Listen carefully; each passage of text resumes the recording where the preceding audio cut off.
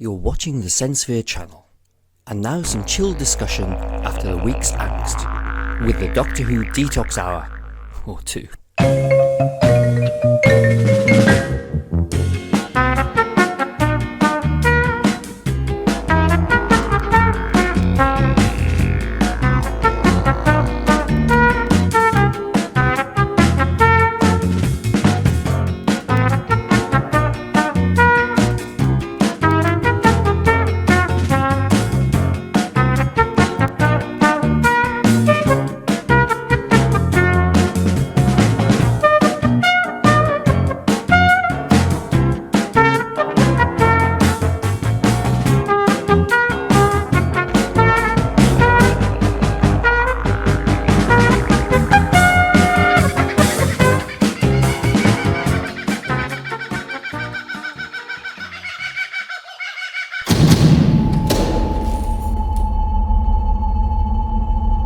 Welcome.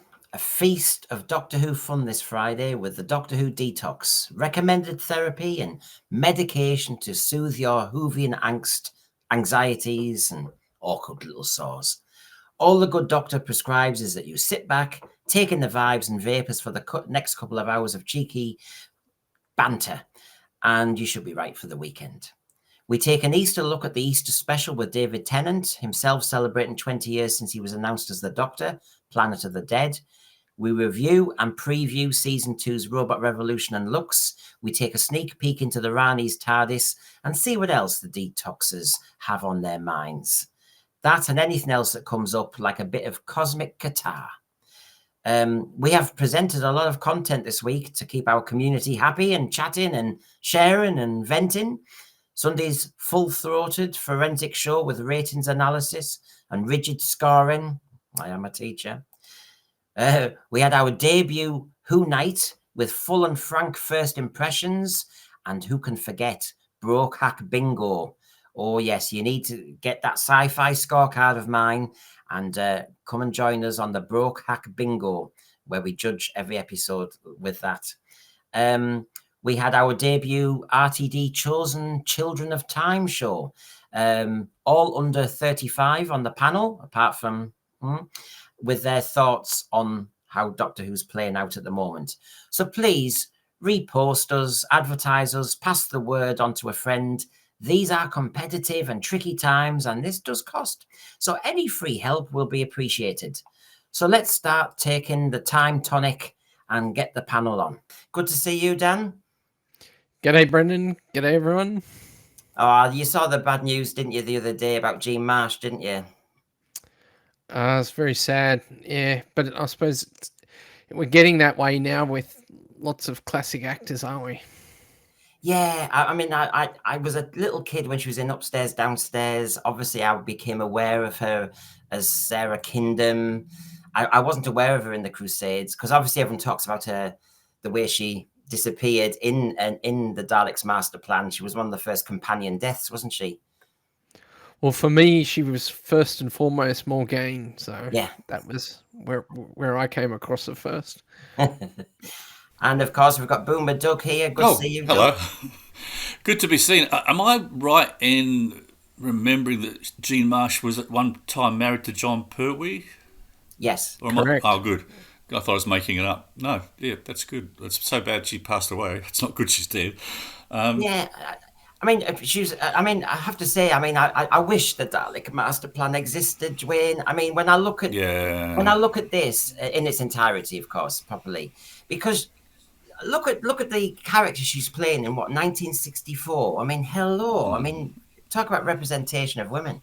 Absolutely. Yeah, it's an absolute tragedy that it doesn't exist, but I'm so glad that what we do have does exist, and it was great. I think that part 2 was one of the most recent finds, wasn't it? Yeah, yeah. And I know there's versions of AI Doctor in it and trying to improve it and everything with the telesnaps, but it's just one of those where it would have been very interesting to see. I mean, and of course she played. I mean, she was in it 3 times, I think it was. And I think she had the caliber when you actually sometimes think, you know, you always thought in those days some actors could have been snooty about Doctor Who, but she was in it from almost the beginning. And despite constant rumours that there are still episodes out there to be found potentially, episode 7 of this story, The Feast of Stephen, will never ever be found. It is gone for good. It's the only Doctor Who episode that you can categorically say it's gone completely for good, because it was never sold outside the UK. Of course it wasn't. Yeah. Oh. Well, as I said in my introduction, we'll also be looking at Planet of the Dead today because it's Easter special. That was Doug's idea, so blame him. No, I like the episode. I know it gets a lot of flack, but I quite like it. Well, of course, we do have these creatures in it. Yeah. I mean, fascinating idea. I mean, sometimes Doctor Who did do this best, have maggots, make them giant. You just adapt. And here we had this version, but Dwayne, you've go above and beyond you for the detox hour. This was amazing. You caught one for us. Did you see that? That was only a few hours ago. Look, I'm still in the same shirt. Look at that. I haven't even got changed yet. Well, fancy. Oh, yuck! You must stink. Make an effort, mate. Make an effort. He's even caught one for us. There was obviously one loose, was there, Dwayne? Wow. Yes, it was. It was an extremely unfortunate calamari, that one. Wow. I tell you what, he's Action Man, isn't he? He's like the Roger Moore of Detox. Yeah. So there you go. We'll do Planet of the Dead later, and one less anyway, because obviously Dwayne has dealt with it now. I was glad. Fortunately, Mike didn't have teeth like that. Well, he looked very happy. Very happy. So, it's a massive, one of the biggest squids I've ever caught. It was great. It's a beauty. Yeah, very impressive. So it's our typical moment, our ups and downs of the Time Rota week. So here we go.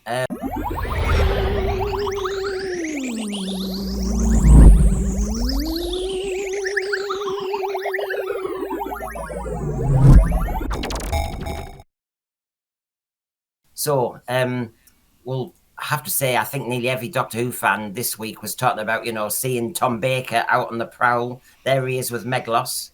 Who on our panel likes Meglos? I don't. I do. I do. I love it. There's always one. I think it's great. There's two in this case.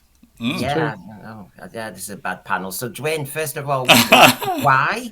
Oh, what do you like? You don't like Greatest Show in the Galaxy? I know. Meglos, all the classics. Meglos. Yeah. I don't know if it's because, and I was actually thinking this morning, am I being put in a negative frame of mind by what's going on currently, and therefore I'm starting to pick at everything? Maybe. But yeah, potentially. Why but the reason I like Meglos, the reason I like Meglos is, it's how old was I when it was screened in Australia? I would have been about 8 years old, so I was prime age for having certain scenes in Doctor Who flash up on the screen and get imprinted into your brain. So the scene with the Fourth Doctor as the cactus has always been on my mind, and it was one of those ones I only saw once on the first transmission, and then it was years before I saw it again. So I was really looking forward to seeing Meglos when I could see it again on the repeats down the track. And I like it. I like the story a lot. Dan? Yeah. No, I love the there's just so many things. As a kid, I remember just being in awe of like the dodecahedron and the power and the screens of Zolfafura and all that. It's just, there's a lot of cool stuff in there, I think. A lot of imagination and a lot of humor too. I really like Grugger and Rtd'S. Oh, Rtd'S, yeah. I think they're funny. They reminded me at the time of Goodies characters, like the sort of characters you'd see on the Goodies back then. When I look back, it's always the thing that you knew Barbara was in it, but not as Barbara, and you thought, you've brought an original cast member back. Why couldn't you have had her as Barbara? But whatever. Yeah, what a missed opportunity, hey? Just one of those moments, I suppose, isn't it? But when you look back, you think that. But no, I've been teasing you with this photograph because obviously that's Tom Baker in his prime. No, Doctor Who fans this week have been talking about seeing him again. It's like everybody does it. It's like trying to spot the Yeti or try and spot Bigfoot in North America.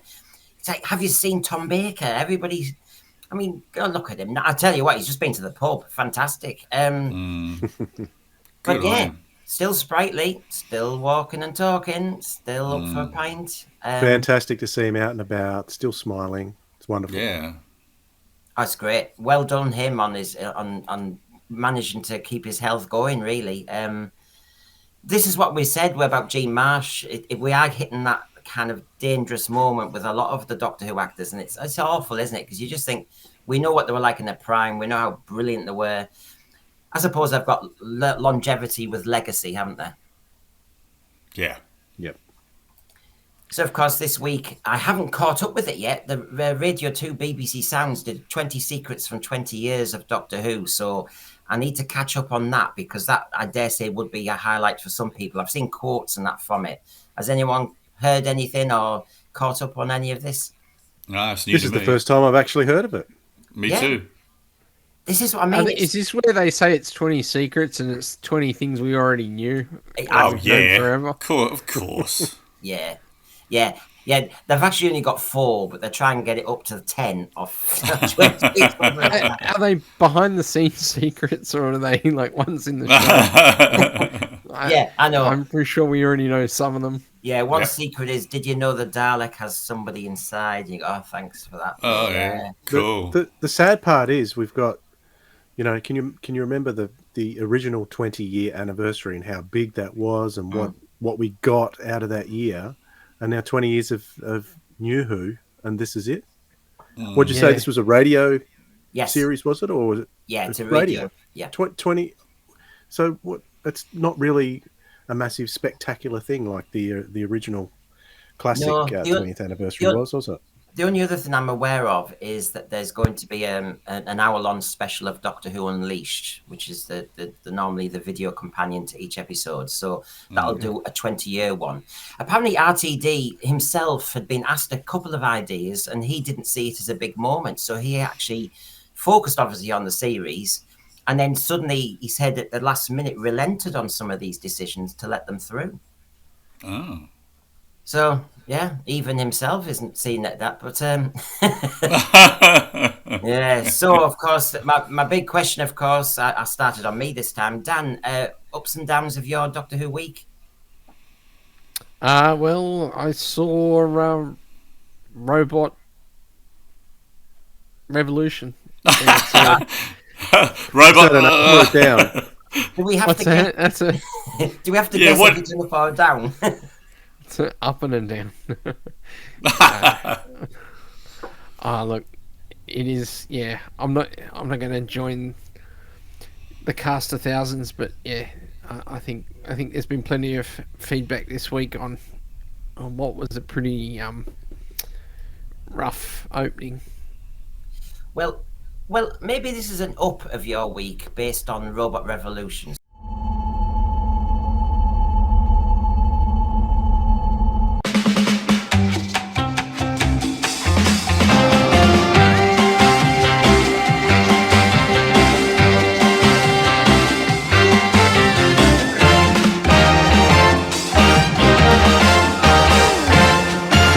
I reckon 2 million. You say 2 million, Dwayne? Yeah, I'm gonna, because it's the opening episode, I'm gonna go 2.5 to 3. 2.5 to 3. And Doug? I reckon it'll be 2 million, but after that, I reckon it'll drop to 1 million if they're lucky.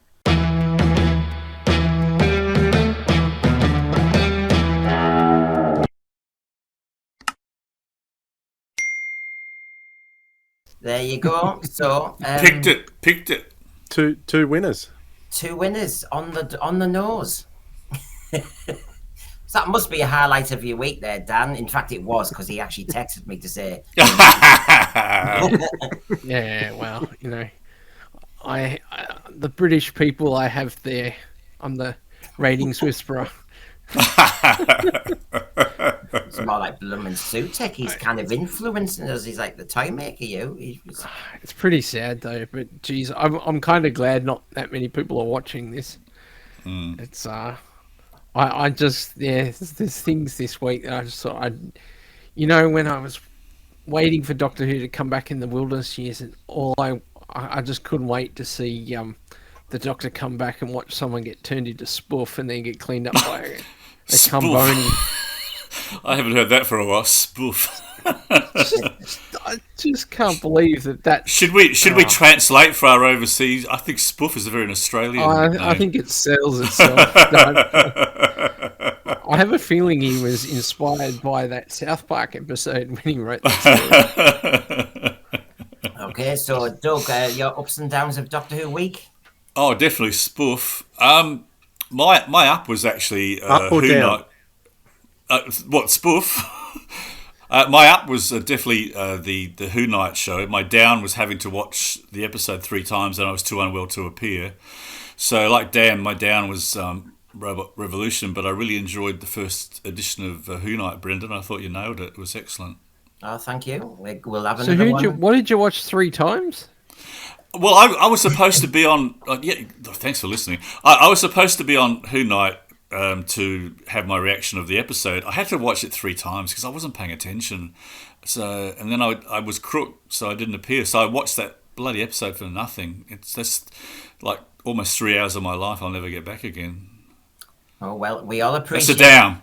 That's Yeah, a down at my definite age. down. So, Dwayne, what about you?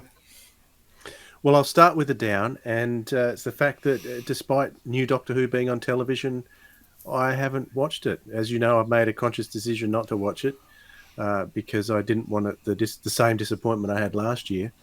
But I think Dan stole my thunder because not watching the episode was also an up for me, I believe. Because of watching reviews and things like that, I feel I made the right decision. You did. So very happy about that. But I'm still in the midst of going through all my Blu-rays and ripping them all onto my hard drives because I'm too lazy to get the discs out. See, and I've been working on season 23 this week, and I'm just being amazed at the content in that, and the whole Trial of a Time Lord's been redone. There's a new 14-part alternate version on that Blu-ray set, and the Terror of the Vervoids without the trial scenes, with that fantastic title sequence that I'd forgotten all about that they'd made especially for those episodes. So it's been a lot of fun. And just looking at Colin Baker going, he's wearing the most ridiculous costume in the history of Doctor Who, but as the Doctor, he sells it beautifully. And so you can forgive some ridiculous things in Doctor Who, but if the character's right, like Colin Baker was perfect as the Sixth Doctor, you can forgive a lot of things. And I've been enjoying season 23 this week. Okay, fair dues. It takes a big character to overpower that costume, and he does. I can't imagine anyone else wearing Colin's. No. It is very him, yes, for sure. Yeah. Well, we're in ups and downs of the Time Rotor week. You could argue the Time Rotor sounds as though it's stuck. But Lux is mentioned. You know, the first week of the series coming back, you get the TV weeks all mention it, but it's squeezed in the corner there. Alan coming back as Mr. Ring-a-Ding.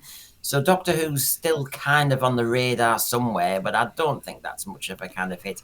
I found this fascinating, though. Some Doctor Who fans were putting stuff together, and you know, here we go. You know, the Doctor's interests: fashion, manipulating people, being the centre of attention. And I think that sums up what some of the lads have already been saying today, which is this is so different to what we've seen before regarding characterization. Yeah, it's not the Doctor. I'm sorry. Speaking about Doctor Who not being high profile, I think I told you this already. I was watching the finale of Daredevil, which I thought was very good, and I noticed they showed the Australian top 10. That Doctor Who did not feature. It was even beaten by some behind-the-scenes special on that flop Snow White movie. Doctor Who, you couldn't even see it. So there you go. That's the impact it's making. Well, streaming in 1 day of streaming in the UK, it was 91,000, which is way down on what they thought streaming was the future. They said last year. 91,000, and as you said, on Disney, on all those kind of range of measurements that we normally are checking as Doctor Who fans, you're not seeing it. Haiti last year had Doctor Who at #1. Haiti this year, Doctor Who's nowhere in sight. And you know, Can I just say that I don't know about you, Dan and Doug, but when ABC started simultaneously streaming Doctor Who on iView, I know. Do you remember Day of the Doctor? That's actually simulcast, so it was all Yes. at the same Yeah. time. I got up for that. Me too. And pretty much too. every episode, every week, I was up first thing Sunday morning because it was Me too. airing on Saturday night, wasn't it? Yep. First thing Sunday morning by Yep. sometimes, depending on the time of the year, it was 5:30 in the morning. I was up. And I watching bloody it. loved it. And I loved getting up doing that. I was refreshing iView, refreshing it, You know, I just don't see people doing that anymore. Nah, not at all. No, it's. I think it's turning into bland TV. They've turned it into such a dull formula. But let's liven it up. We are the Detox after all. We're here to actually give ourselves therapy, and so I thought this would work. I'm sure it will. If you take a look at this, we've got the robot from Robot Revolution there at the back as the centerpiece, as a reminder to me that we've had robots in Doctor Who before. Not every robot I've got up there is in Doctor Who. You've got, the Day the Earth Stood Still. We've got Twiggy from Buck Rogers. We've got Lost in Spaces robot. You've got Drathro. You've got the Robots of Death. And you've got the lovely Crotons, the giant robots. And there'll be others, I'm sure. But I just wanted to ask the lads, okay, we've had the robots in Doctor Who again. The design is very different. RTD said he wanted it retro. I'd love to ask the supplementary question, why? When you've got money and you've got great designers behind the scenes, do you not want to do something forward thinking and try something different? That's my personal opinion. But when you see the breadth of robots in sci-fi, did you think this was a good move by Doctor Who? Or do you think it was a backward step? I think it's always good to have robots in science fiction. They're always a good thing. I was just looking. The one that's caught my eye is Klaatu from The Day the Earth Stood Still, because particularly that original film, it was so well used. It looks very simple just to look at, but it was really scary in the movie. Really was. I can't remember the Keanu Reeves one, what that one looked like. I must go back and have a look at it. I can't remember either. I've got the movie. But it's even though it was simple, it's what they did with it that made Klaatu work. But the Robots of Death had head and shoulders above everything else, because they were going for a certain style, weren't they? And you can see that style in the whole design of that story. They're just absolutely brilliant. I mean, I suppose there's me knocking retro, but the Robots of Death was that 20s style of Art Nouveau, wasn't it? Yeah. So, but I think in the end it was the voice. I mean, it's fascinating to see how Robot Revolution was made and all that stuff on Unleashed. But I didn't know if he was going for a kind of B-movie kind of look. I mean, I think he was. I saw it being interviewed, and I have to disagree. I love the 50s look, but it's the only thing I did love. But I'm very much into sort of mid-century modern kind of aesthetic. But I think he actually said or the designer, somebody said it anyway, that was a deliberate move. Like that rocket ship was right out of a 50s B movie, but I did enjoy that. It's just why. I'm just trying to think, why is he what I'm thinking is, when you're trying to grab the youngsters, when you're trying to appear cutting edge with Disney's budget, I find them, okay, RTD is the god of Doctor Who regarding decisions. But I'd love to ask just why. Just please justify it. Yeah, just tell me why. You're doing it again. Can I just say, look, I don't think the look is the problem with the robots this week. When you think about the K1 robot and Jethro and D84, I mean, each one of those robots, they build a character around them. They have a personality to them. Yeah. Even K9, in School Reunion, like there's genuine connection with the character that's heartbreaking at the end when they get destroyed, even though they're an inanimate object. These robots did not feel like there was no connection there with the audience. I couldn't care if they existed. They to me, they were just dumb machines. What did you think of the emoji face thing? Because we've seen that before. I know that's on trend, possibly, but I don't know if were we trying to be scared of these robots or find them cute, or I was trying to work out what they were trying to do to me, the audience. That's a fair point. You know, A because bit bland, yeah. when he shot the cat, there was an emoji of a cat. Then you had the smiley face. Then you had, and I was trying to just work out, and a tick. You got a tick. I was just trying to work out what is this? Is it supposed to be just a kind of computer interface where basically I've asked you a question, so now it's a question mark?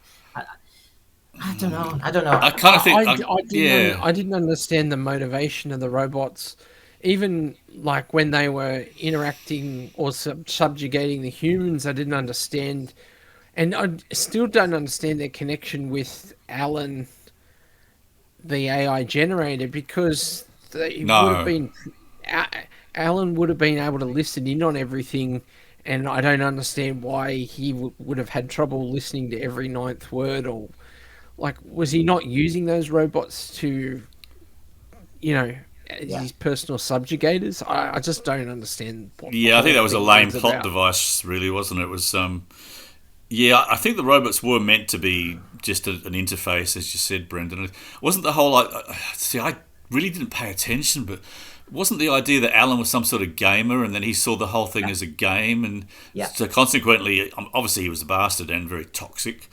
But for him, it wasn't reality, was it? It was like a giant computer game that he was playing. Yeah, and obviously she, since we were talking about toxic masculinity, while she was kidnapped, she just said, go and get Alan. I also noticed that because he was such a toxic boyfriend, she kept the certificate on her bedroom wall. Yeah, well spotted. Yeah, well spotted. Loads of little daft stuff like that. Oh, great plot point, RTD. But if he was so toxic, I don't think that certificate would have been framed on the wall behind her bed. No.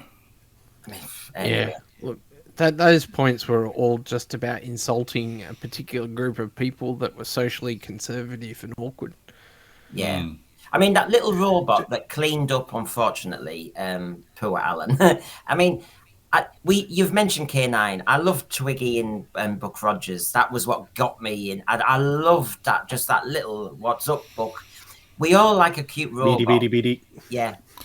Mel Blanc, the voice, wasn't it? Mel Blanc did the voice for it. Yeah. And of course, as you were saying, Dan, if you have a relationship with him, the giant robot and Sarah was the classic, wasn't it? Mm. Yeah, you felt really bad when he gets nobbled at the end. Yeah. Yeah.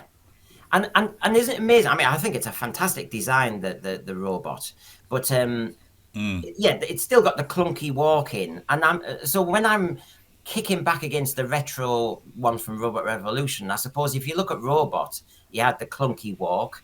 Drathro was trying his best. I liked his arm movements, I must admit.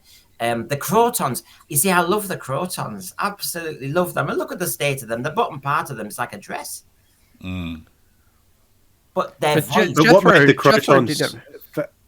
made the Crotons fascinating was their voices. Yes. Because they were so strange. Their accents were such a strange choice, making them South African. And they had this really... It was the voice of the Crotons that had this really booming, get inside your head, explosive kind of sound in the voice, which made them quite scary to me, I thought. Yes, no, I agree. It's all about the voice. I mean, the voices of the robots of death were so calm and reassuring. That's scary too. Oh, absolutely. But how good was D84 though? It was kind of this glum, sort of depressed. Yeah. I heard a cry. Please don't throw hands at me. Oh yeah, and when Toos is going to be murdered and he's going, please, or whatever he's saying, that beautiful sound as he's trying to do the keypad, just opening the door, and it's just Commander, and it's just fantastic. Yeah, voice is so key to this, much more than how they move. Actually, I think. So who thought some silver paint on some dishwashing gloves could be so creepy? watching them key in the keypad, it's like, oh my god. Yes, that's very, very true. So yes, I might use this as every week when we've seen recent Doctor Who and hark back to villains that look the same. So just to tidy up then, that, you know, everybody and their dog has talked about Robot Revolution, but just to remind you, some think it was a great intro for Belinda. Some think that, you know, although the plotting and toxic masculinity was where it fell flat, there's arguments about it being, well, look, it's full of rockets, ray guns, killer robots. The underlying theme of toxic masculinity, planet of the incels, all that stuff. Whether it's appropriate to be in a family-friendly slot. Impressive first episode for Belinda. Yeah, was it? I find this fascinating, the pros and cons of the first episode. Obviously, Verada see-through impresses their say, total film. Belinda's arrival leads to an intriguing new dynamic with the Doctor. I mean, really? Terrific production design and colourful sci-fi. And then the cons, lightweight story, often the case so with first episodes. There's some slightly muddled plotting towards the end. And when is the Doctor ever going to play that blooming jukebox? Yeah. Well, here's a question for you as someone who hasn't seen it in totality. Just before we came on, I finally succumbed and I started watching Adolescence, which has been talked a lot about on Netflix, and that's got similar themes to this apparently, because it's all about incel culture and toxic masculinity and things like that. Now, Adolescence is quite an intense show. I don't know if any one of you have seen it, but it's I've very seen intense. I loved it, but it was full on. I don't think I'll ever watch it again. But it was very intense. It was all done one shot too. Beautiful. Yeah, because the subject matter was so full on. Yeah, it had to be done that way. Yeah. So, being with this episode, and the reviewers are calling it lightweight, isn't a theme such as that, trying to throw that theme in there a little bit like conflicting? We've got a heavy theme in there, but they're making it a lightweight program. What? Very well I don't said. quite understand why they're doing that. I think it's fascinating, isn't it? It was Adolescence 4 episodes.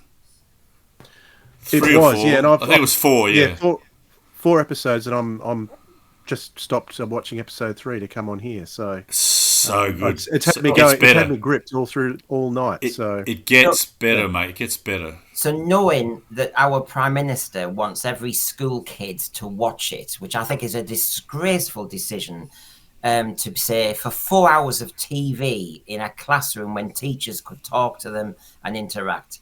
I thought the days of passive TV watching in school were over, but we've got a Prime Minister who's living in the Ark. Now, Adolescence might be a great drama, but like I said, is it educational regarding, there's ways of doing this. Now, if it is such a very important topic, as Dwayne was saying, it's obviously trying to present, 4 hours of TV to discuss that one important topic, and then Doctor Who throws it in, like you said, Dwayne, just throws it in. And you can only call it, I have to say, that's not worthy. You can call it maybe virtue signaling. You can call it box ticking, but it's irresponsible. And I think it's inflammatory or provocative. It wasn't he wasn't presenting anything nuanced or informative. It was about making a particular group of people a butt of what he thought was clearly funny. Yeah. Probably also a group of people, because there's conservative values and probably with religious undertones underpinning a lot of the things that he was making a joke of in the episode around the sorts of things Alan was worried about. But at the end of the day, it sounds to me like he's dehumanizing that particular group of people. That's exactly what you. Because trying to deny their existence, which is exactly what other sides of issues claim against them. So, if you know what I'm saying, and it's attacking, all those people that are, been reaching out and listening to Jordan Peterson and other groups, which I'm not really fussed by your politics, but it was definitely targeted at insulting a group of people. And if I think it's more Andrew Tate than Jordan Peterson that they're going for. Well, maybe on the toxic masculinity, but in terms of the attack on conservative values, and they were making a joke of his social awkwardness and things around, fragility and what a lot of the old silly things like the dancing and all the sorts of things about showing skin and all Yeah, they this were kind talking of about his stuff. microaggressions, Marriage. cutting and rolling his eyes and all the rest of it. I mean, with it being such an awkward use of a theme, of such an important theme, as you said, Dwayne, 4 hours of TV elsewhere, but in Doctor Who, we can do it bite-sized, so much better. And not just TV, it was very intense TV. Particularly that first episode was very, very intense and gripping. And like Doug said, it was all done in almost like one shot. So it was. It was one shot. There was no time. tricks at all in that. Like some of these shows, they do little tricks where you think it's all one shot, but I saw the behind the scenes. It was all legitimately. Even that drone shot, where they managed to do it all in one take. It was brilliant. Oh, right. Yeah. Yeah. So, to have such intensity for the subject there, and then around the same time we've got this, being very flippant about it, really. And then I Very guess much so. Yeah. I saw clips on the review shows of the Doctor laughing at the demise of that guy. I thought that's not the Doctor. The Doctor would never do that in a gazillion years. So, No. He values life, no matter who or what it is. Well, I was trying to rack my brains on the Who night, and I have done trying since. You had him when he met a young Davros, and he thought there's a chance of rehabilitation, get in early, preemptive strike. I think even when he's seen a full-blown villain, he has not really wanted them. He didn't want the demise of the Master. He always wanted him around. made a deal with Missy to try and, mend her ways. So... Yeah, and I always remember the Boomtown with Margaret Slevine. He took her back to being basically a pod, and basically with the right parents, she might be a lot better. Honestly, the Doctor was not. This is kind of cancel culture gone mad, isn't it? It's just kind of you should not exist in our cosmos, Alan Budd, which I just think is one of the most cruel. Toxic. I mean, I just found it so ironic. He's discussing toxic masculinity as RTD, who has said publicly nobody challenges him, nobody dares question him. Every word on his scripts must be. He has no compromise. It's his way or the highway. Certain people have been blacklisted. Chris Eccleston's out, and all the rest. And you think it's fascinating. So the toxic masculine people are other people, not RTD. Fascinating. Does he not see the mirror? Didn't RTD also a few years ago say something like, I'll try and say this for YouTube, but make unalive all Tories? Didn't he say that a few years ago? Yes, he did. Yep. Yes, he did. Yeah, and this is what I mean. Quite some intolerance there. Yes, the side that is always inclusive, the side that's always saying be kind, are extremely unkind with some of their comments and thoughts. But I did like this whole robot guard. I have to say this. It was a bit cybermanish, wasn't it, what they were trying to do, where Alan Budd was turned into a cyber kind of creature. It was effective. It was pretty effective. It was. It was good. You can see the money and you can see the amazing talent behind the scenes. Yeah. And I think that's the thing that's destroying this. I'm so gutted for the people who, may not be working there too much longer.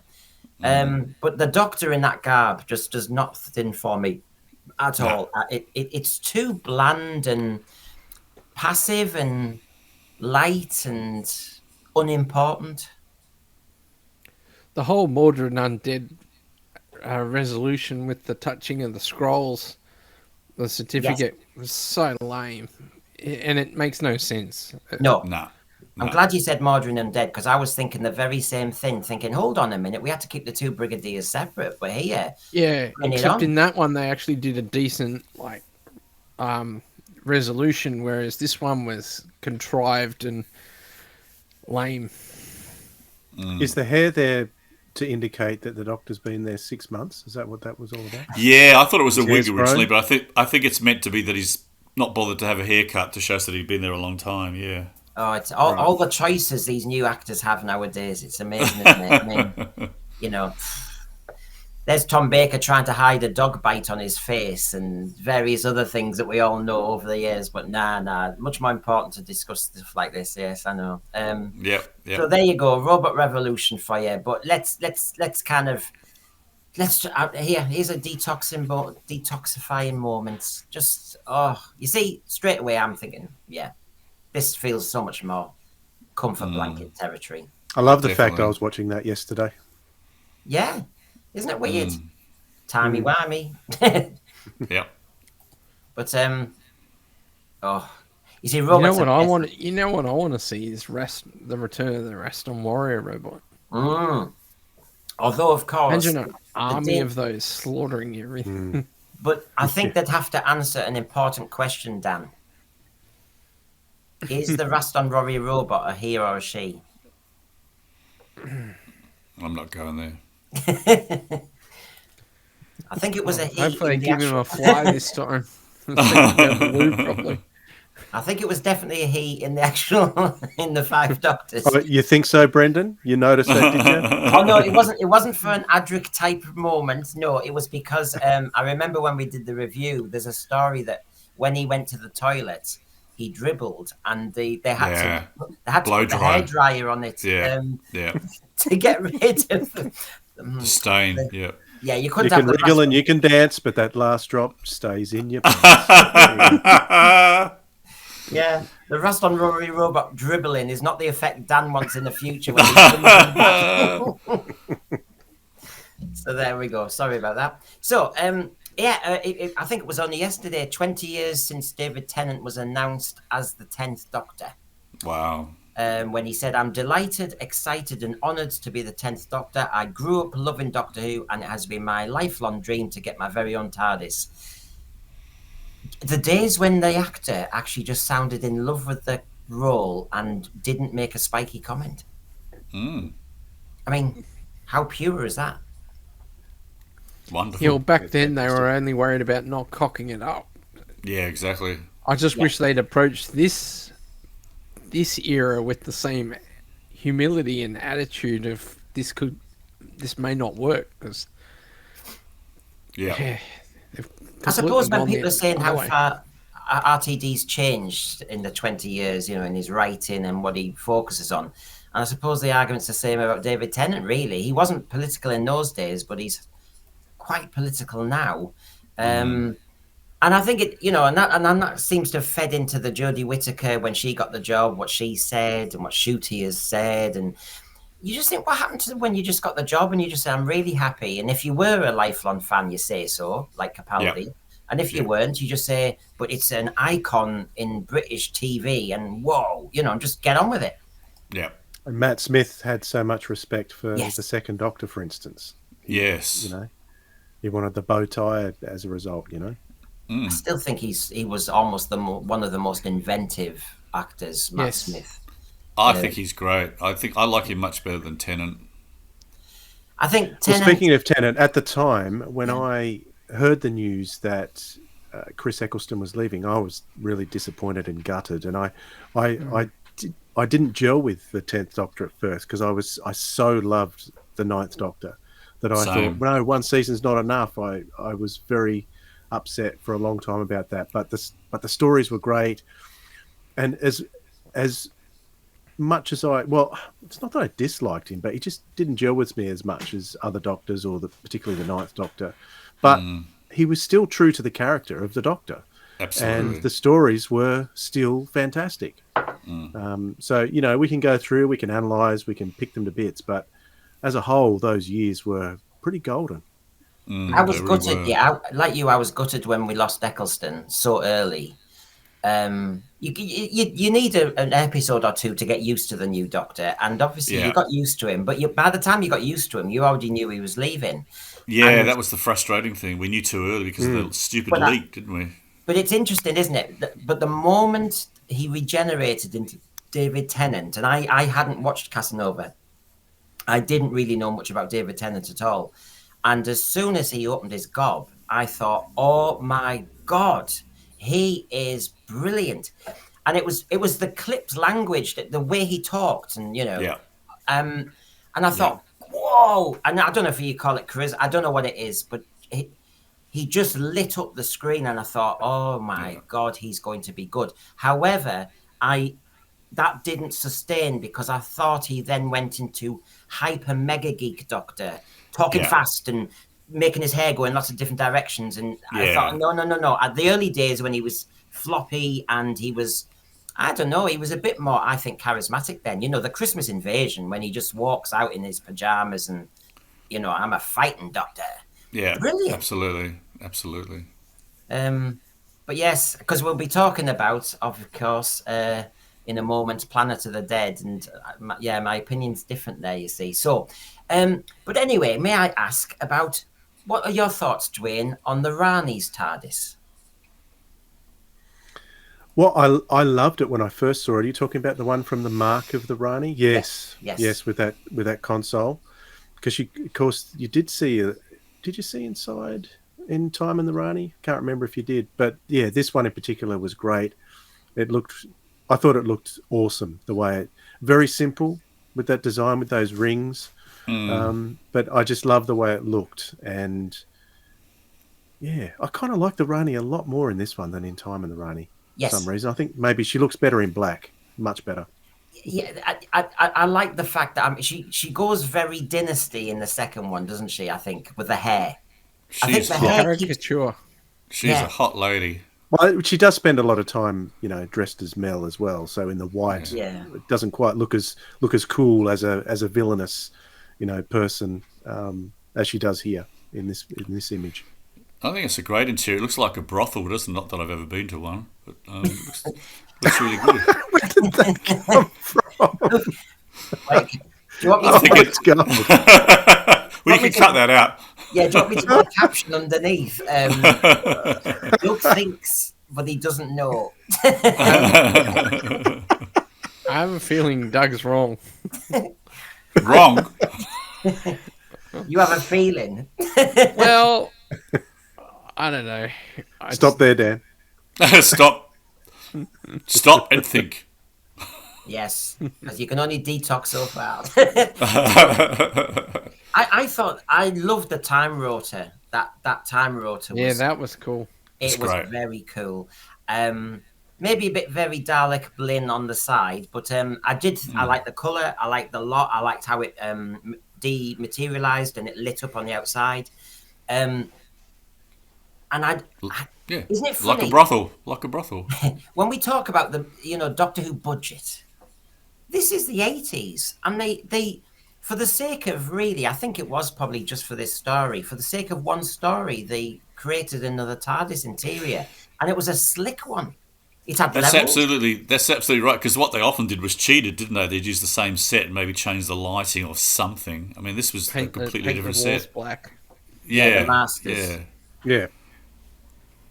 But no, I wanted to reflect on this because, I'm going to spin an issue to you in a moment, which is, if you think of how the Rani presented herself, she also, like the Master, likes to disguise. Mark of the Rani, she was an old lady in the bathhouse, not a brothel, and she then gets into a decent leather gear later on, and is very stylish. But it does make me think of Mrs. Flood. I'm sorry. I know the rumours are always there. I do, because it was this quotation. Anita Dobson said, I saw Mauve Ncuti towards the end when the denouement was happening. He hadn't seen me in my costume before. He said, my God, woman, your waist is insane. I made sure I slimmed down when I knew what the costume was and had a fit in. Oh, no. Now, there's rumours about Flood, Rain, and Rani and all the rest of it. And then people think, is she a god of storytelling and everything?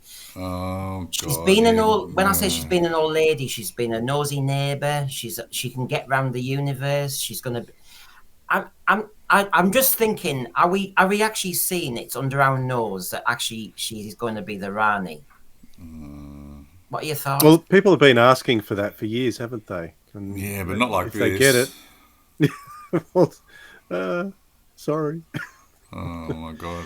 Because she's, I mean, Anita Dobson, lovely actress, and she said when she went in to talk to Russell Davies and Bad Wolf about what is this mystery role, and of course he's not given a hint to any of us lot, of course, when he told her the full spectrum of the character, she said she was so excited because it was clearly something iconic.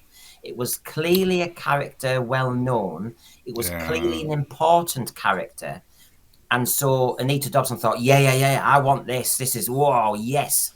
So, you know. You see, if he likes his anagrams, and, you know, that's probably where you're coming up with the rain, flood. Yeah. That is something as silly as RTD would do. If he can do what he did with Sutek last year, Yeah. then it is highly possible, if not probable, that he'll go, ta-da! See, rain is an anagram of Rani. God, I hope it's just a red herring and it's nothing like that at all.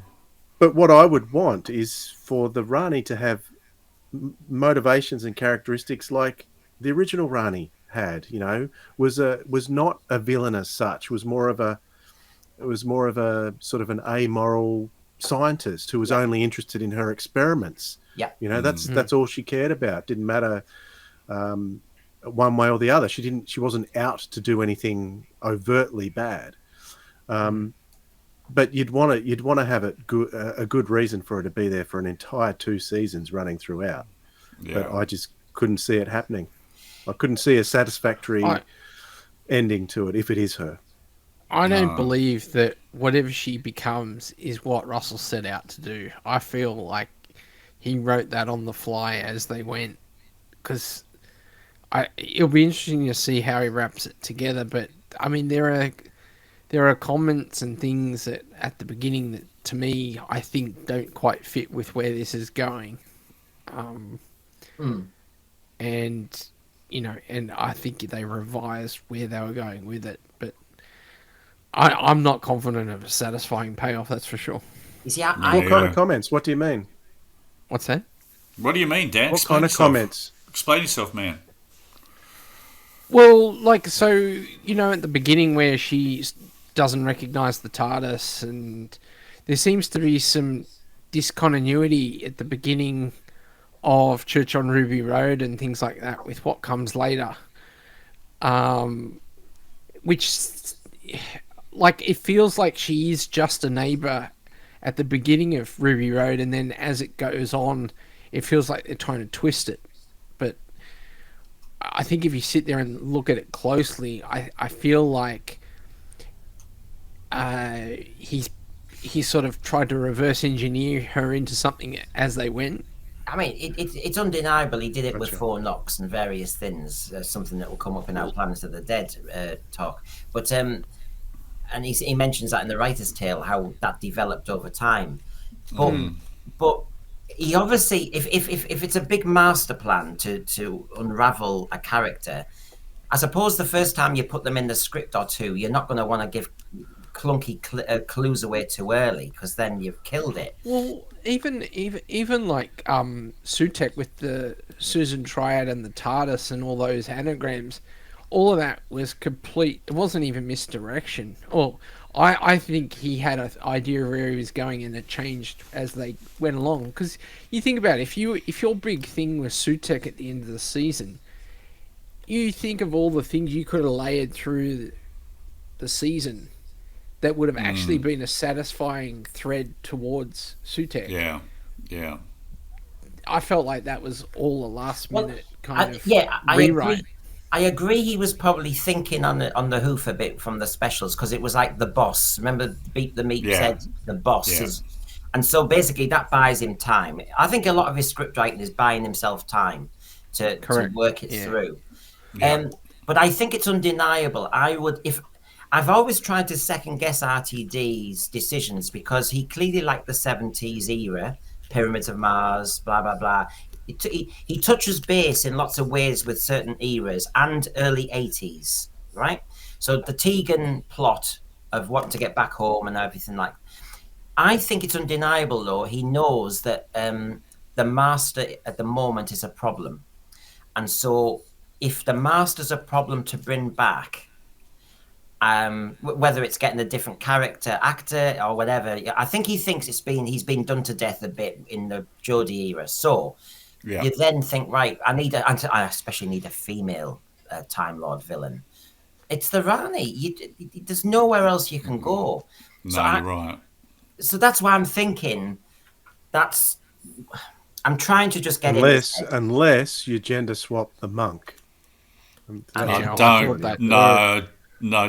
there. I've said that in a few places as well. No, don't go there. I feel like there's an opportunity there for him to play it either way. So Big Finish has already done that. Yeah. And she's the meddling nun. Oh God, the meddling. That sounds gross. Well, they tried it once or twice, and it wasn't a very good actor that they put in my opinion. So they didn't do it again. You'd have But the only continuity with that character is like from bloody episodes that don't exist. It's like it's a very narrow group of people that are going to appreciate that link to the meddling monk if they go that way. Yeah, true. The Rani's only for the Doctor Who fans. Nobody else would have a clue who the Rani was, would they? I mean, they just wouldn't. She hasn't been in it enough. Well, even new Who Doctor Who fans wouldn't have known who Sutekh was necessarily. No. Still plenty of fans who haven't gone back to classic. Well, this is the problem, because in SFX magazine last year, Rtd said that the Sutekh inclusion was really just for us lot. And he said, well, he's trying to win new audiences. The Sutekh reference was for the classic fans to say, look, it's still the same show as before. I thought it was that story that he wrote 50 years ago that he wanted to. Yeah, so did I. When he was 10 years old, that was in his head all these years. I think he needed to do more essays and homework, I have to say. Honestly, some of the... Instead of writing stories. Now, on this day, many, many years ago, many moons ago, there you go, the Velvet Web, Keys of Marinus. And there you go. Can you imagine seeing that for the first time? What an incredible episode. I love the Keys of Marinus. Yeah, I did too. And this one, the way it was shot... because how difficult would that have been to shoot as well on multi-camera, just to get everything exactly right, and they're all shooting things as live, and just wonderful with all the the old sets and the old things, and then you got the new things that they're drinking out of and whatever, and carrying on like that. So that was really nicely. Who was that wasn't affected? It was Barbara, wasn't it? Yeah. So really good stuff. Love that shot without the wig on. Yes, that's cool. Finding a colorized rehearsal shot. Wow. Excellent. Yeah. But I mean, it looks a very... I mean, it must have been such an expensive story to deliver, as you say, for many reasons, because you're changing the set so dramatically per week. God, I mean, talk about wrecking your budget. But I love these. I mean, I love this moment. There we go. Our first Brain of Morbius moment, really. Love them. Absolutely love them. The brains of Morpherton. Yeah, they're cool. And it's a classic sci-fi idea, isn't it? This illusion thing, and being almost indoctrinated and brainwashed. Absolutely love this one. So 9.4. Brainwashed, get it? Yeah. Oh, I know. And you look at that. I mean, look at that. That really is made for colour. And you think, black and white, honestly. Stunning in colour. I can see why children of that age will have gone, oh, wow, Doctor Who was amazing. You just didn't know what you were going to see. I mean, is it a historical? Is it just a sci-fi story where it's a bit like, Roman civilization and cultures and all like their statues and that. And then suddenly, bang. Whoa. And of course, again, female representation. Barbara was no mug. She had some good stories, actually, Barbara, when you think about it. Very strong character. Yeah, awesome stories she had. Yep. So, again, I don't want revision of the 60s TV as this nonsense period for women. Not with Doctor Who necessarily all the time. And, of course, we had part 1 of Revenge of the Cybermen. 9.5 million, 19th of Wow. April, 1975, everyone. This is comfort blanket territory, this. It's underrated, as I think we've said before. It was in a strong season, but I think it was a strong finish. And I love the sets. I love the sound of it. I love Wookiee Hall. I like the Tardis crew. It's cybermen. And you've got a plasticine planet. It's fantastic. The new special effects on the Blu-ray are amazing. I love them. Yeah, I mean, remember, you join Doctor Who at different points because of all our different ages over time, and some people have been watching it and they're all teenagers watching Revenge of the Cybermen, or they're in their 20s. And as a little kid watching Revenge of the Cybermen, I didn't know all about the space plague, and the Cybermen are always up to the same tricks. So to see the space plague in this first episode played out when he said, you can't come to Nether Beacon, please steer away. Yes, he's very ill. And they did all that talk. And then the TARDIS crew kept opening all the doors and noticed lots of people dead. And then to see a cyber map for the first time. Yeah, how good. I mean, and this set, I have to say, I will applaud the Robot Revolution set in many ways. I mean, the design is top-notch in Doctor Who. It really is. I'm not a lover of green screen per se. I think sometimes it makes things just not quite right. Whereas this is a tangible set. I can believe in it. Very clever what they did with that season, utilising it for those 8 episodes. Yeah. And You this don't is the even notice the Cybermen. TARDIS isn't there. And the Cybermen, this is Antiques Roadshow, this episode. Have you seen that little antique table they've got in front of them that's just been painted? I feel as though it looks like the Cybermen in Antiques Roadshow. I think it's so funny. It looks like a bit of a... So at this point, the Cybermen hadn't been seen since Wheel in Space? Mm-hmm. Yep. Invasion. Yeah. Oh, Invasions. Yeah, you're right. And obviously just a little cameo in Carnival of Monsters. Yeah, and I was going to say the War Games as well, but Carnival of Monsters, yeah. When they went a bit foggy, that's it, yeah. But what are your thoughts on the Cyber Leader? I think this is a magnificent spectacle. Doctor. You always said Doctor. I loved his hands on his hips. Attitude. Yeah. Well, I love the massage that the Doctor got. That always made me chuckle, that massage, shoulder rub that he got. Yeah, it was cool. Yeah. Oh, I still like Cybermen who fire from their helmet. I still like that effect better than the whole, Yeah. And of course, we all know about Wookiee Hall, and what a great... I mean, I know it's a real location. What a fantastic set. I mean, they've paid money for this. This is amazing. When you look at season 12, you had the Sontaran experiment all on location. You had a bit of the usual quarry in Genesis of the Daleks. You obviously had the unit headquarters for Robot. But this was a really... I'm amazed I've not really used it too much since, really, Wookiee Hall. Probably wouldn't let him in now. Blake Seven went there for Project Avalon, I think, in Series 1. Yeah. It looks so good. It looks like a much bigger budget show, doesn't it, when they have settings like this? Oh, yeah.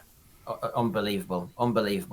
So, as we build to talking about the fish stingrays or whatever we're going to call them, I will just mention Lux is on Saturday. Dwayne's already said he's going to avoid watching it, but he's going to watch all the streams discussing it, so he's going to know a lot about it. Doug has to watch it. It's mandatory. It's the law. 3 times. Yeah. 3 times. Yes, there will be a quiz. And Dan... No. Will I watch Mr. Dingaling? Yeah. I'll be there. So here we go. I'm not going to show in as many as last week, don't worry. The Doctor's quest to get Belinda home takes the TARDIS to Miami in 52, where an abandoned cinema is hiding a terrifying secret. Can the Doctor uncover Lux's power? 43 minutes. It's getting shorter. I hate this when it gets... I mean, what can you do in 43 minutes? I really... It's not even 2 classic episodes. Yeah. Yeah. Here, you've got, there was another trailer yesterday. Why we're doing trailers when it's only 43 minutes long is beyond me. Mr. Ringerdin, make your heart bells sing. Please just don't make me laugh. Just take my autograph. Now take my jokes, my lovely folks, because I just know one thing. For I am he. Oh, yes, I am Mr. Ringerding. Right. My ding-a-ling, won't you come and play with? Ah, Jesus. We're in that Cut, brothel again. cut, This is the cut. this is the Doctor Who brothel episode. I think That's from The Simpsons, man. That's I like. know. And well, Chuck Berry, I remember. It's Chuck Berry. Come on, it's Yeah. Chuck Berry. Did it I used to first. sing that when I was 3, and you know your grandma laughing when I'm singing. I want you to play with my ding-a-ling. So there's Mr. Ring-a-Ding, Alan Cumming, of course, back in Doctor Who, whose intro seems to be the same as Maestro's. Ta-da! And then we get all that. I mean, the more animation you're seeing, Dwayne, I mean, it's not bad, actually. It's not bad. No, the concept and the look of it looks great. So I think some of the trailers that I've seen where the Doctor gets turned into a cartoon, I think that's a really good idea. It's just not going to be executed well. Yeah, I agree. I think it's got great potential, but I think they're going to. At least they got her out of the frumpy outfits. You know what annoys me? So many people out there who are shilling for it go, "Oh, you haven't even seen it, and you can condemn it before you're not even seeing it." But come on, how many bad episodes do we need to see before we know it's going to be bad? The other thing that I suppose while we're doing a very brief preview of looks is if you see what's on the cinema, it's the Harvest Bringer, which, as you may know, when they go in, it turns around to saying Harbinger. So here we go again. So that's not an actual movie then? I don't think so. I think they just think they're being clever playing with anagrams. Well, there's even Rock Hudson, that's pretty funny too. Of course, it's got to be Rock Hudson. Who else could it be? Yeah, exactly. And here we go. The Mr. Ring-a-Ding on loads of tellies. It's the Idiot's Lantern all over again. Looks very Tom and Jerry, I must admit. It looks, well, I've got to be honest, it does look interesting. You know, if I was invested in it, I'd be definitely interested. The reviews I've seen are starting to make it sound as though it is a bit darker, thank God. But the other thing I've heard, which could be taken lots of ways, it's very meta. And there's references to classic Who. Meta to what? Yeah, I think it's, internal Doctor Who lore or something. More stuff that the mainstream audience isn't going to gel with. Exactly. And for those who are Coronation Street fans, that's Linus Roach, William Roach's son, who plays, looks like the projectionist. And there you go, there's another little shot. I mean, Mr. Ring-a-Ding looks as though he's different sizes, so I don't know how he manifests himself. That's his cute phase, it looks like, where the Doctor doesn't look intimidated there. But there's the moment people have seen. Very Hanna-Barbera. There's some jokes about Scooby-Doo and that, and then we do need a scene where they just talk. We need some decent dialogue, some decent kind of let's get to know some characters, please. Do you reckon that looks like Disney animation or like Filmation? To me, it looks closer to more like Scooby-Doo. Filmation. Yeah. It's interesting. And this is what they say. I haven't got piles of stuff. Don't worry. I have learnt from last week. So when we all went quiet. Doctor Who's looks doesn't shy away from the reality of 1950s Miami. So we have to be ready for the message. Okay. Now I'm holding on because I think it's a very well made point by Dwayne about adolescence that there's 4 hours of TV to try and land a message, and Doctor Who in 43 minutes is going to touch on segregation. Whoa, gosh, he must really believe in his own ability to just land it with responsibility, maturity, and impact. Wow. It's going to be And, fascinating to see how they handle it with two dark-skinned yeah. leads. It potentially could be very interesting. So I'm It- curious it- to see the reviews Yeah. after it airs. So this is just this one. So Doctor Who season 2's looks has the makings of a top tier episode. Well, here. There's a moment of dialogue in this episode. One line, you'll know it when you hear it. That absolutely floored this reviewer. It's sharp, it's savage, and it reads a certain part of the fandom or maybe society to filth. Rtd's knew exactly what he was doing with that one, and it alone cements looks as an instant favourite. I had an absolute. What does that mean? What does it mean to read something to That's not a filth? sentence. That doesn't. Yeah, that's not a sentence. I don't understand what that means. Yeah, I must admit, it was fascinating to see, but I know the grammar worried me a little bit. But see, if that's true, then that just highlights the point of what happened in this week's episode, just gone. You know, so he set out every episode to have a dig at a group of people. Pretty much. Dude, Pretty much, yeah. on what planet is that a smart move for a bloody TV show that you want to target the mainstream audiences? Well, clearly not a good one, judging by the ratings. Do you know what? This would be a very bad move by RTD, but if you were trying to join the dots together, if you think, oh, is he having go at fans again for the second week? And there were digs at fans in the giggle because it was about angry people online and all the rest of it, and just join all the dots. When he took over Doctor Who, he took over from his friend Chris Chibnall, who'd had a hard time. And I just wonder whether this is just some sort of kind of crusades to just say, nah, I'm sorry, I'm in charge, you lot. I don't know, that would be a very stupid move. It would be, but you've got to wonder, though, don't you? Based on what he's been doing, you've really got to wonder. Well, it's obviously, this is what I mean, if you're critical of Doctor Who because you think the character's changed beyond its remit and various other things have changed beyond its remit, which I would think is a fair allowance of criticism, you're toxic. It seems to be, you're toxic.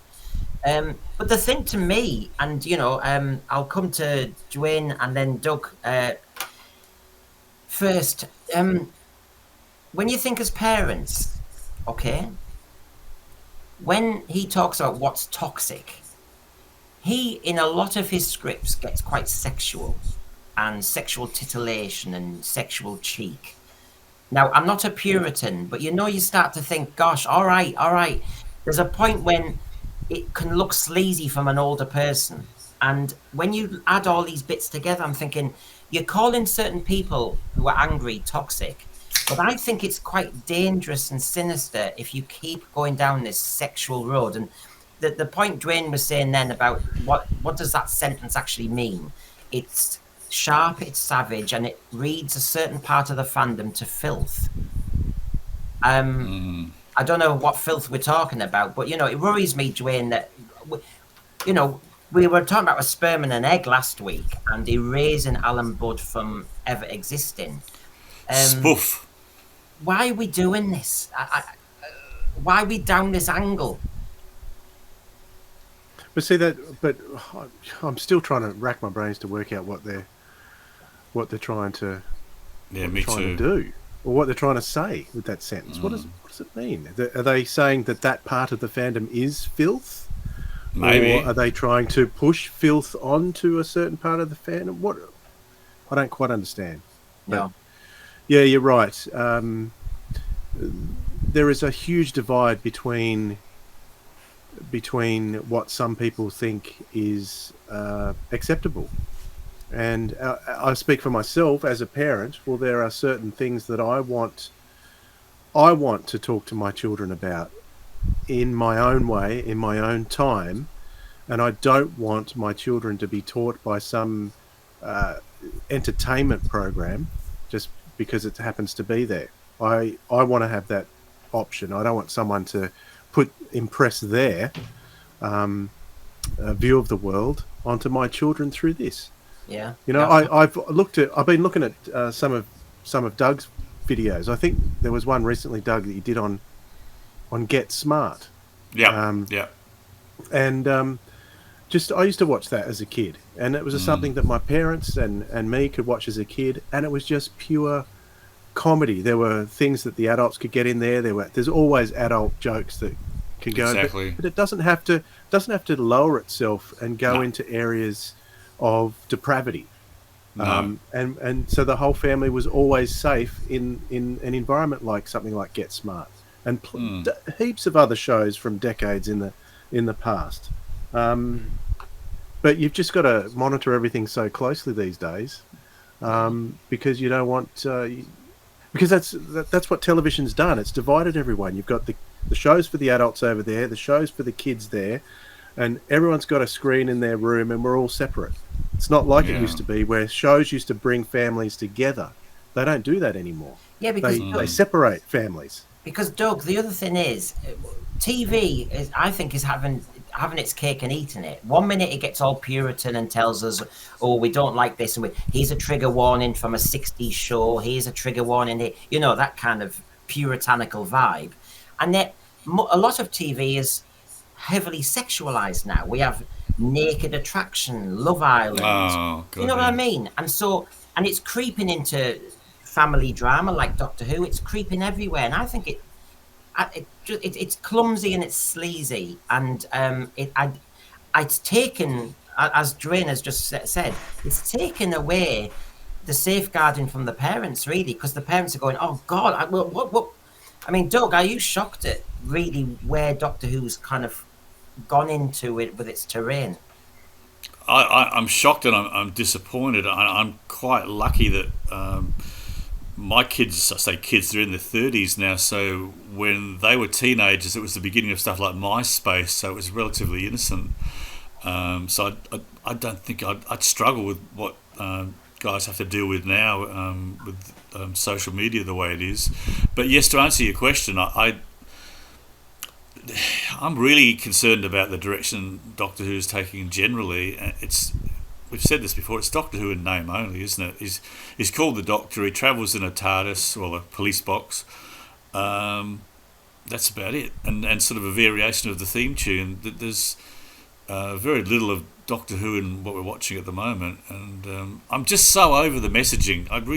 It's like Dwayne was saying, things like Get Smart or any number of shows in the 60s, 70s, 80s, they were written cleverly so different people could enjoy them at different levels. Like your kids could laugh at the slapstick, the adults could laugh at maybe some satire.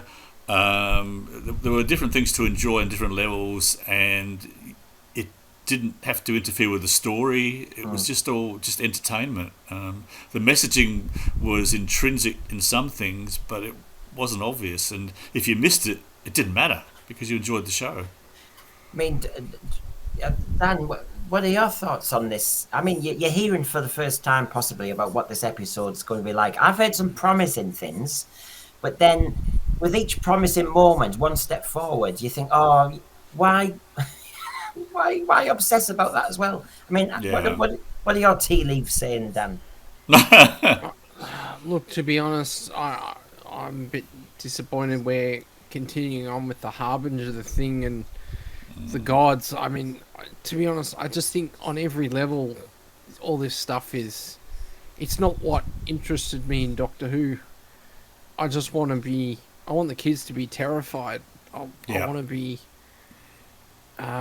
wrapped up in the monster of the week and, not having stuff, not having people getting insulted and being, you should be bringing people together, and the family should be able to sit around and enjoy it on different levels. But exactly. Yeah, I mean, if they're writing it to make it controversial so that they get a whole bunch of social media and stuff, then the whole entertainment space is just going to collapse. But I still believe if you make a good TV show that resonates, people are going to turn up and watch it. It would be such a shame because when you see on the right-hand side there, that looks like, I mean, this person has seen looks, and it looks like a good recommendation. 4.5 stars out of 5. Had an absolute blast. The balance between heart, humour, history and animation is spot on. Deepens the bond between our two main actors, builds on the incredibly exciting May the 24th storyline, and delivers some iconic Who moments along the way. Alan Cummins, Mr. Ringer, Dane is mesmerising, beaming at you through his voice work and characterisation. A huge improvement on the season 2 premiere. And if that's all true, and I'm willing it on, what a shame if there's a clunky line that has a dig, when you could have just made this, hopefully, a classic. Exactly. Yeah. You nailed it. My eyes Classic. went Classic straight up is the word. to Popped. Who is Popped? That would be my first question on that one. I'd be curious to see what they wrote about the first one, actually, and see how that matches up. Yes, I didn't see their review on the first one. You know, that's you discover people as you go, don't you? Do you think that the ratings are going to be up this week after last week? Well, I'm about to ask you, actually, and I'm going to okay. do my time code on that one. So, yes, knowing what you know now, everybody, he got 2.05 million. It obviously didn't stream very well, and people have seen what they've seen now. And you know that was the big launch. That was the big marketing launch. So, your thoughts, Dan, on where you think it's going to go ratings-wise? First of all, do we know, is it getting warmer, colder there? It's getting warmer. So does that mean people probably going to be out? Then the controversy of last week, do you think people have... Well, my dad... Right, okay, I'll help you all. My dad, 78, defended the Jodie era. He's watched Doctor Who from the beginning, and my dad said, Brendan, you're being a bit harsh on Jodie. He said, I enjoyed the episodes, blah, blah, blah. So I said, okay, we could beg to differ on that one. But he texted me after Robot Revolution, and he said there was no story.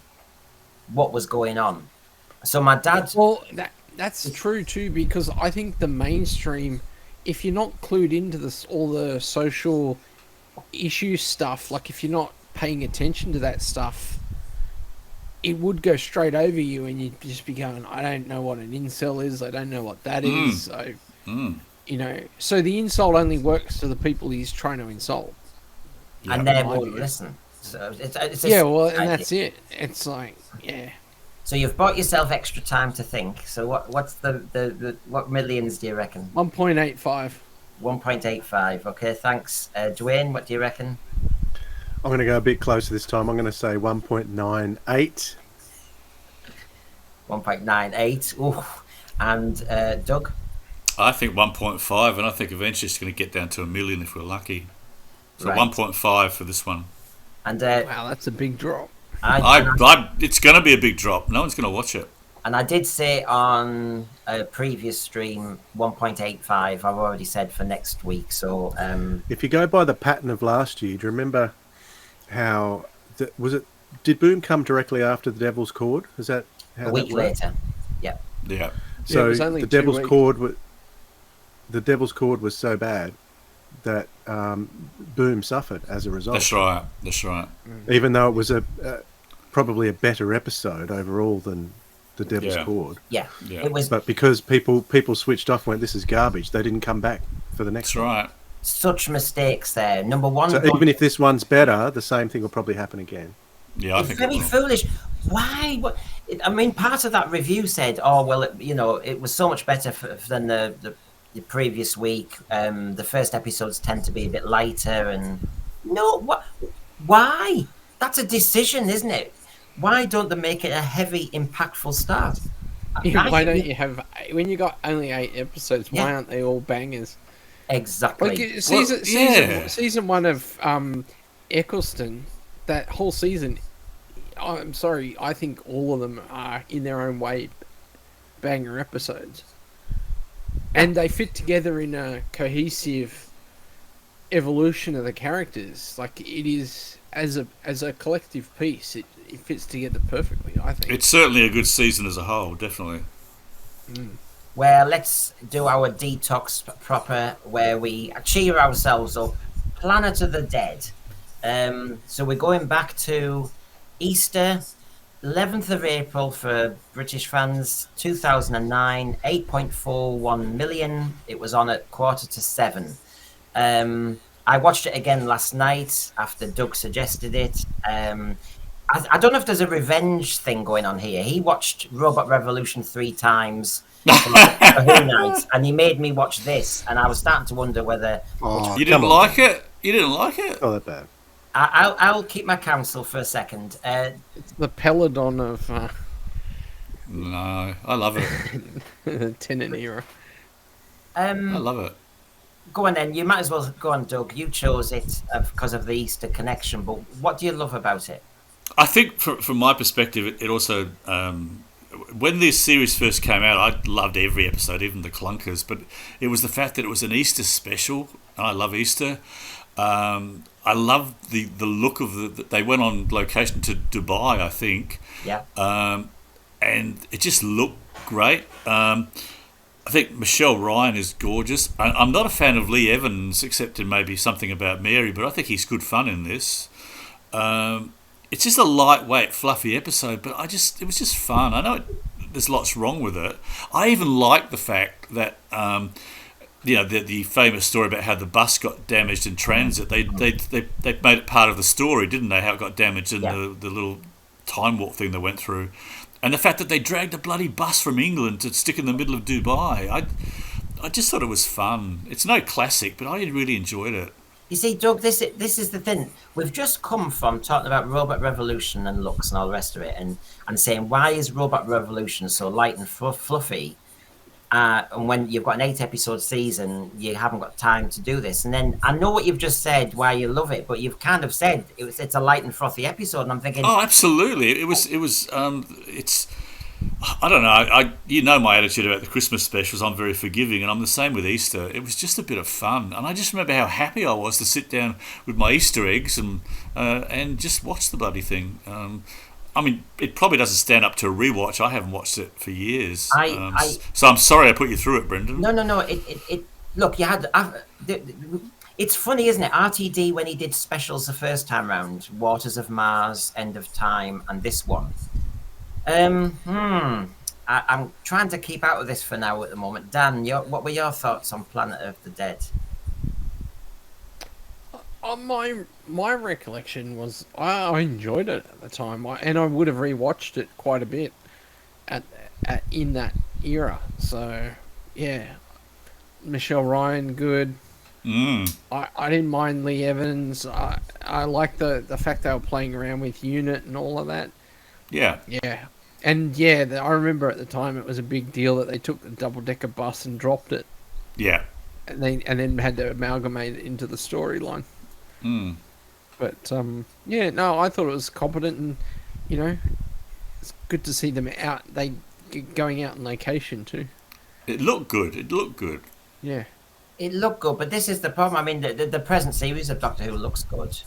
But I think this looks better. We've discussed this before too. There's a lot of money in this new series, but it kind of looks a bit cheesy and cheap, whereas this actually looked grand in scope because of the location, and I think it actually looks $1 million. Well, I forgot that the bus driver doesn't last long. The bus driver, runs through that wormhole and turns into a skeleton, and and there's certain things that haven't changed in Doctor Who, but I'm holding back still. Dwayne, what are your thoughts on Planet of the Dead?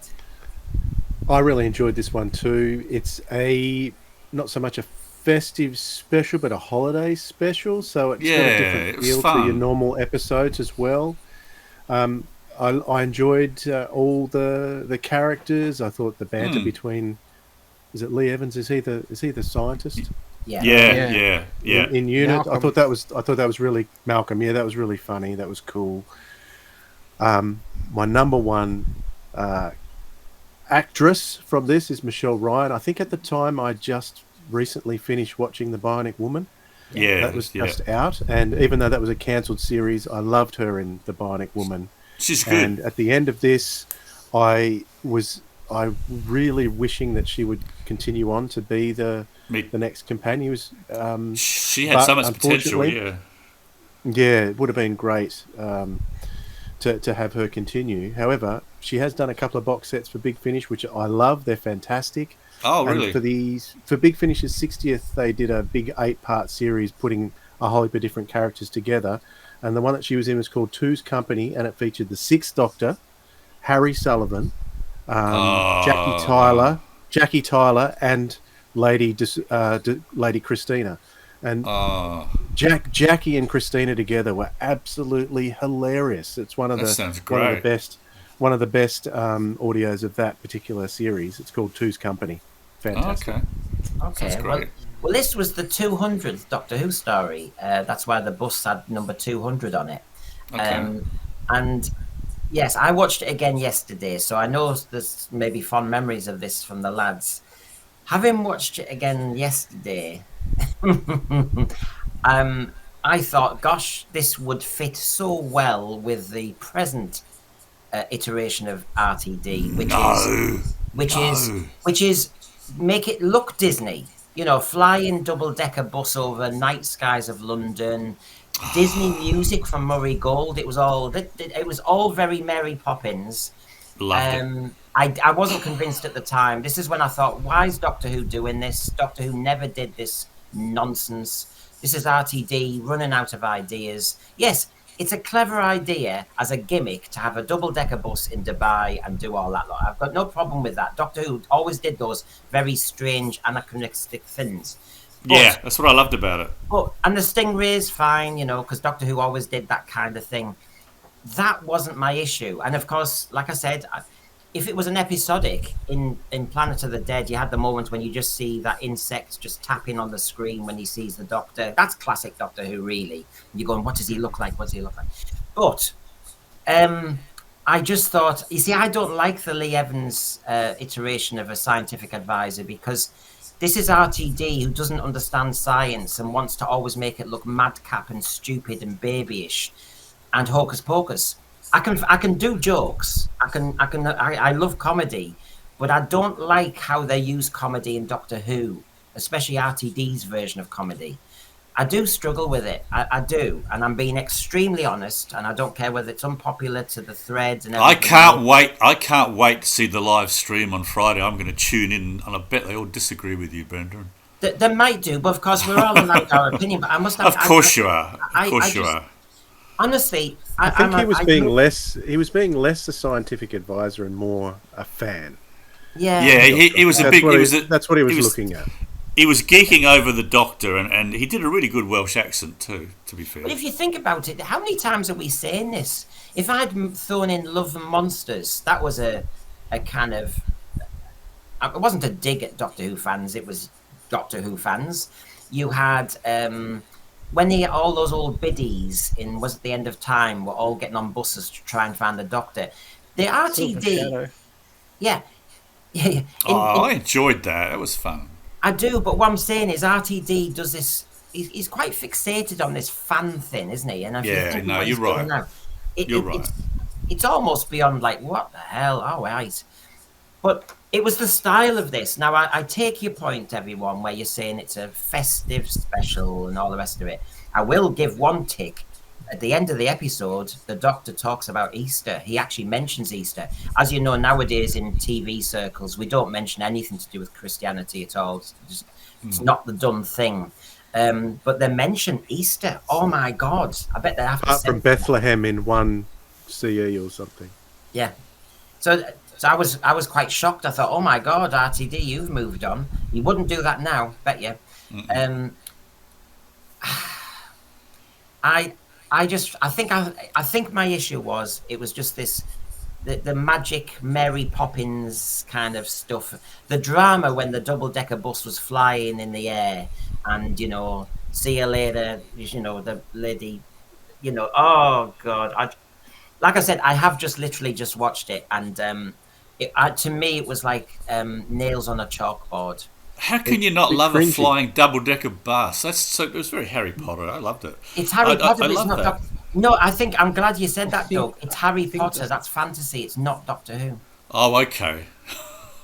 You know what I mean? Can I just say that that is also another copy. There is a character that was in books first, but then in the 90s, and then in audio, Katie Manning plays Iris Wildtime, which is a Time Lord character who travels the universe in a double-decker bus. TARDIS is disguised as a bus. That's excellent. So this is another copy because Iris Wildtime was around before this. Yeah, so the more you go through, original. you'll find lots and lots of copies of other things that have come before. There's a pattern, isn't there? New series. I Yeah. remember back at this point, Nicholas Courtney was still knocking about, and I remember just thinking, oh, I wish he'd show up here. Yeah. There were lots of Because rumours. they were, every unit story would turn up with a different person. Yeah. Well, you see, on, this just is it. leave it. RTD's changed his mind here because Unit here is still a very militaristic operation, whereas I really don't know what Unit is now. It just seems No, I to be don't a kind either. of a youth. It was more like your battlefield style unit. This one, wasn't it? With Yes. still had the Bambera style leader of unit. Yeah. Yeah. In Yeah. this, More the which Greyhound I still Track think One was stuff. it worked quite well. I thought, Well, you see, but it was recognisable, as you say, Brendan. So unlike now, it's just something that's- very that- strange now. This is what I mean. It's fascinating because it's an RTD and Gareth Roberts story. And when you compare over time, you think there's elements of it that I think would fit into season 1 and season 2 of RTD2. I have to say, I think you can see when RTD's run out of ideas, and this was definitely one of them. It's just, I honestly, I'm trying to even be fair here. Great location, great gimmick idea. As Doug has actually said from his own words, it's more fantasy than the sci-fi version of Doctor Who. So it does fit this era big time. I really, but yes, she should have been a companion. She almost had a Romana style to her because she gave as good as she got in a different way. Totally. And I liked her style with him. It wasn't Donna Noble. It wasn't like that. It was different. I like the posh companion. I do. I always like that. The Mary Tam version I loved of Romana. And the potential for character development was immense with her because Absolutely. why was she doing what she was doing there? That could have been explored in a lot more detail than was given time here. Isn't it fascinating that, with Ace, it was always, have you got any Nitro 9 in there? And have you got that? And she was always a mischief, so to speak. And actually, this Doctor was looking, what else have you got in your bag? Hammer, axe. And in a way, she had an element of the Ace magic bag to her, didn't she? Which was good. And the fact that you have a companion who's very good at thieving. Jo Grant was good at that, wasn't she? She was always nicking keys and stuff, wasn't she? She could always. She was a very sneaky companion in that way. We need a companion who's got a great skill set like this, and I think it could have had great potential. And again, what a missed trick from Doctor Who. She was Bionic Woman. I don't care whether the series tanked or not. She looked as though she could fit Hollywood and do well. Yeah, well, there was that great scene at the beginning, if I remember right, where she kind of forms a heist or something. I love heist movies. I remember that was done quite well. So I'm really sorry about this. I tried my hardest. In fact, when I said to Jamie last night, I said, we're going to watch Planet of the Dead because I said we're going to talk about it tomorrow. Jamie's face was a... He hates it as well. Now, he's a Doctor Who fan. He hates this. He said, I hated it the first time round. I went, oh, okay. Great. And I as soon as I put it on, I thought, I hated this almost from the very beginning that it opened. I know. The heist bit's the best bit. I think I've worked it out. You're British. You two are British. So this is set in Dubai with lots of sunshine. We're Australian. We're used to all that sunshine. Yeah. So we like it, therefore you don't. Get too much sunshine. That's the problem. Yeah. I just think the Sin Spheres harden Brendan's interest in Doctor Who. It sounds as though I might have to be thrown off the detox. It's just bitter. You're a lost cause. No more detox for you. Yeah, I'm bringing down the detox. No, that's okay. We're going to start a new show without you. I think we'll call it something else. Yeah, we'll call it the nonsense feed. It's a good name, actually. That's a good name. I like it. It is. I hate good Doctor Who sphere. Oh, here we go. Peladon. I'm gonna just say Peladon. Hey, remember, I'm gonna drag Dwayne into this. He says image of the Fendal was rubbish, so hello. Yeah. Well, I don't say rubbish. I say very boring. Boring. That's it. So I'm gonna bring everybody down with me. just not pleasing someone. Oh, you are down with the ship. So yeah, Doug. I mean, when was the last time you saw this? Because it sounds as though. Oh, it was a look. I only nostalgia. suggested it because it was Easter and it was an Easter special. That was such a novel idea. It was a rubbish idea. Oh well, okay. Just say what you feel, mate. Don't hold back. I enjoyed it, but I haven't. I tell you what, just for you, I'm gonna watch it again tomorrow. I've got a copy of it somewhere. Yeah, can everybody just note what he's just said then? He enjoyed it, but he hasn't seen it for ages. Hello. Well, and Dan, when was the last time you saw it? A long time ago now. You see, this is it. I think they may get a shock that this is just Maybe. Yeah. Maybe. So, No, but I remember it was good. So Yeah. Memory doesn't lie. Memory's true. Doesn't lie. yeah, good old nostalgia. And Dwayne, does this remind you of your fishing expedition earlier today? Certainly does. I actually caught something that looked just like that. I had to throw it back because I was in a shark reserve, so I couldn't keep my little skate that I caught, which looked almost like that. God, I know that's blooming frightening, that isn't it? That's really scary. So, well, thanks to our detox, I'm going to obviously wrap around the panel about their shows as well. But first of all, Who Night on Saturday night at 11. We will be looking at Lux, and there you go. There's the thumbnail for it. So please join us at 11. And it seemed to do well last week, and I have to say it's fun because we have the Broke Hack Bingo. And with the sci-fi scorecard, and that really is rich material to play bingo on each episode. And of course, we've got a lot of other kind of items like night terrors, etc. So please join us at 11 p.m. for our feisty, fun-packed first impressions of Lux. Doug, what's going on your Boomer Doug channel? Well, channels. Well, I've got a new channel, as you know, called Always Say Uncle, and that's going very well. Boomer Doug, I've just done a video on the great Alfred Hitchcock movie North by Northwest, which is an absolute I only just classic. recently saw that. Oh, it's so good. I think it's close to a perfect movie. It's a beautiful movie. It's wonderful. And it's a great film. And just for a bit of fun, I've done a video that's going to drop on Easter about the those Easter specials they used to do with the Rankin and Bass. They did Christmas ones, but I found a couple of Easter ones which were kind of fun.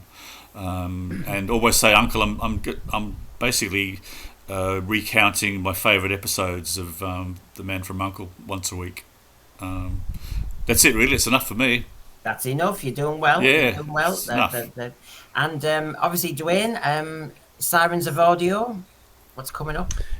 Yeah, this weekend on Sunday, I think, we'll drop the episode that we're doing a tribute to the lovely Jean Marsh. We're going to be talking about lovely TV appearances, but also we're going to focus on 3 of the companion chronicles that she did for Big Finish, a really fascinating trilogy. We're going to be joined by the author of those trilogies and many other. Well, he's a big aficionado on that era, actually. He released a book on David Whittaker recently too. Simon Gurrier is going to be joining us for that this weekend. Wow. Cool. Very good channels there, you two. Lots of great content, have to say. And well, thank you for giving us your time. Thank you. Happy Easter, everybody. And thank you. We'll join everybody again next. At least they did respond this week. Last week, I thought I'd killed them when I showed them the clips of. I know. I watched it back, and we were so silent. It must have been dead air for I don't know how long. It felt like an eternity. Well, I was pummeling you with about 84. I love sitting down to slide Death by PowerPoint. Yeah, I'd have never done that as a teacher. I did reflect on it straight afterwards, going, I know you've got all the photographs, Brendan, but you didn't need to show every single one. Yeah. It wasn't a slideshow, it was a slide slow. Yes. Oh, definitely. Live Well, if I remember rightly, Dwayne said he was checking his phone, so that's exactly how we all felt, That's I it. think. It was a slogathon. But Yeah. anyway, That's the ultimate insight. It's like saying it's as interesting as current Doctor Who. I think the only irony was I think I had shown you the whole episode. It's like, that was my issue. I think I kind of knew it was coming when I watched it 3 times on the Saturday, but all those photographs were so easy to find. I know that's This is not what's so good. bad. It's not good. Anyway, enjoy your Easter weekend, everybody, and please join Sirens of Audio. Please join Boomer Doug's channel, and please join us on the Who Night, 11 p.m. on Saturday, and of course 5:45 p.m. on Sunday with our scores and ratings and all the rest of it, and there's much more besides. But thank you, lads. See you again. So yeah. Bye.